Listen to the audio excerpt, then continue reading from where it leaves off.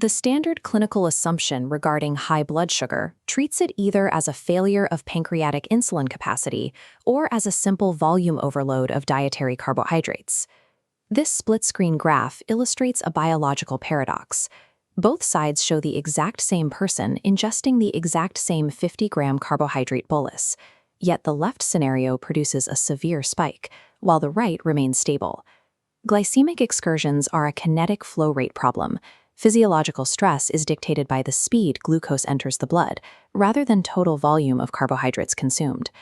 By tracking a bolus of food chronologically through the human body, we can isolate 5 proven non-pharmacological interventions. Each one mechanistically throttles absorption or regulates hepatic output, altering the speed of digestion.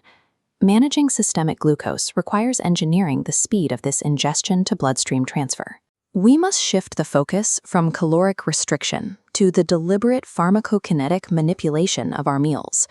Carbohydrate breakdown does not begin in the stomach. It begins immediately in the oral cavity upon ingestion, driven by salivary amylase enzymes. Introducing organic acids, such as acetic, citric, or lactic acid, prior to or during a meal significantly slows this enzymatic velocity. By altering the pH of the oral and gastric cavities, the conversion of complex carbohydrates into simple glucose is naturally delayed. This chart compares the resulting glucose spikes of identical carbohydrate loads. A pre-meal dilution of acetic acid, specifically apple cider vinegar, yields a 34% reduction in the post-meal spike for pasta, a 31% reduction for bread, and a 25% drop for white rice. These acids are easily sourced. Incorporating a glass of lemon water, or the lactic acid found in traditional buttermilk or curd, can lower the overall glycemic load of a standard meal by 30 to 40%. Clinical tools are specifically formulated to leverage this upstream mechanism, combining acidic bases with known metabolic regulators.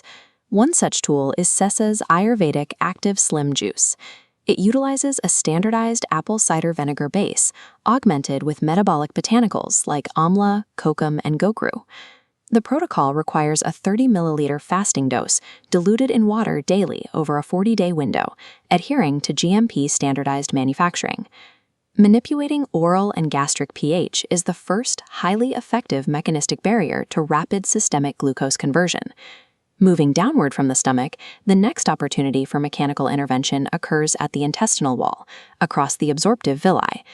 Consuming fibrous vegetables prior to proteins and carbohydrates physically alters this intestinal environment.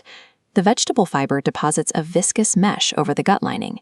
This physical barrier mechanically throttles the diffusion rate of subsequent carbohydrates. Sugar molecules struggle to pass through the fibrous net, slowing entry into the bloodstream. Look at comparative data from a 2015 study. Curve A shows carbohydrates ingested first. Curve B shows the exact same meal sequenced with vegetables first, then protein, then carbs. This sequenced method entirely flattens the curve, reducing the glucose spike by 75%.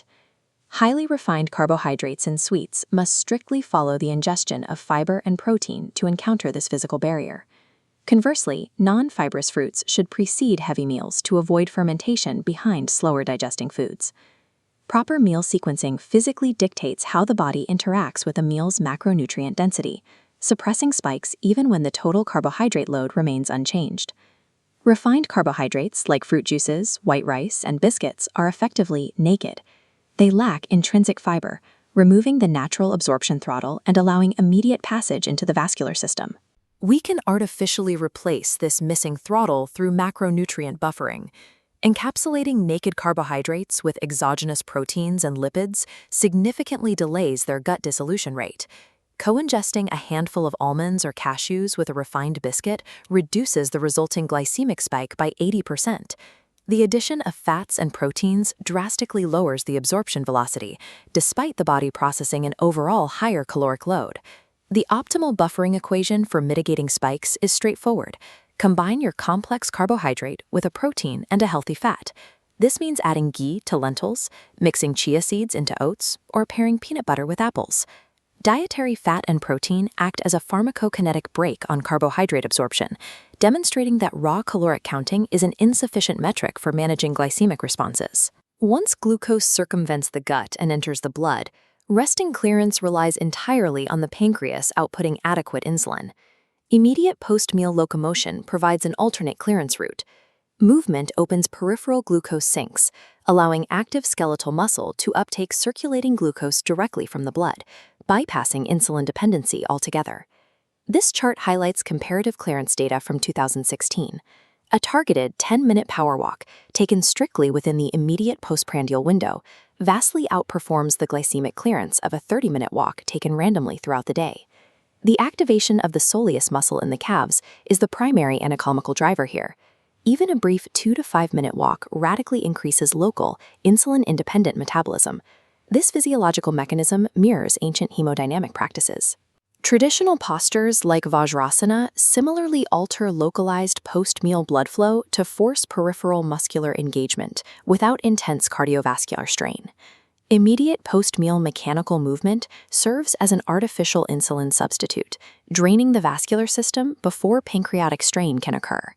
Fasting morning hyperglycemia, known clinically as the dawn phenomenon, presents a unique challenge. Patients often wake to readings of 150 to 180, despite strict evening dietary compliance. The cause is chronobiological. Rising morning cortisol triggers the liver to spontaneously release its stored endogenous glucose directly into the bloodstream. This hepatic dumping can be pharmacologically suppressed. The intervention requires co-administering 1.5 grams of Ceylon cinnamon dissolved in virgin coconut oil before sleep. Look at the overnight timeline on this graph. The raw bark provides cinnamaldehyde, a fat-soluble insulin mimetic. When bound to the medium-chain triglycerides in coconut oil, it yields a slow, sustained overnight release, keeping the liver fully suppressed and preventing the sharp dawn spike. Umbrella meta-analyses from 2013 and 2025, spanning over 543 patients, confirm this lipid-bound delivery reliably lowers average fasting blood sugar by 24 points. Total glycemic control requires managing not only the exogenous carbohydrates we ingest, but also regulating the endogenous glucose our liver outputs while we sleep.